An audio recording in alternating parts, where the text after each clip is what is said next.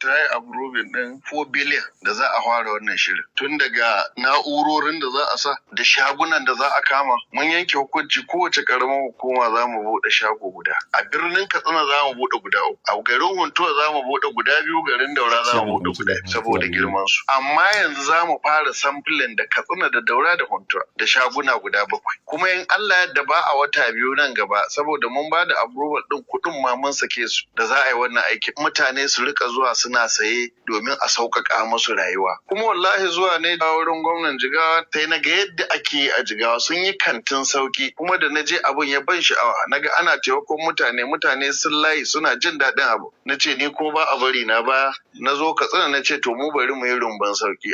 Abubuwan da za a rika sayarwa. Za mu sai da shinkafa, za mu sai da taliya, za mu sai da garin masara, za mu sai da garin fulawa. Amma in aka fara aka ga akwai sauran bukatu da jama'a suke so sai a ƙara a ci gaba da hidima. Amma kamar wani tsari aka yi na tabbatar da cewa ba a sami handama da babaki. An da za mu fara da su duk ma'aikacin gwamnati na jihar Katsina 70,000 da wani abu wanda ke so zai je ya rijista. In ya rijista za a bashi kati. In an bashi kati wannan katin da shi zai je ya saya. Idan ya je za a iya saida mai kaya na kashi 1/3 na albashin shi. Kuma ko bai da kuɗi shi wannan zai iya ci bashi ƙarshen wata za a cire kayan da ya saya. Sai muka ce za mu sa 'yan fansho. Duk wanda ya kai matsayin fansho to su ma za a yi musu rijista duk mai bukata. To mutanen gari kuma wa'anda su kuma suke da rauni su ma za mu hito da tsarin da za mu sa su cikin hidimai. To in tsada ta rage kowa a jihar Katsina zai samu sauki bakin gwargwado. Zai kayan abinci masu albashi ne. Amma in suna da su wata hanya da za su samu sauki da rangwame na samun abin da suke. To zai kuma sauƙaƙa ma sauran talakawa da za su je kasuwa wajen hana 'yan kasuwa tsawwala ma abubuwa kuɗaɗe.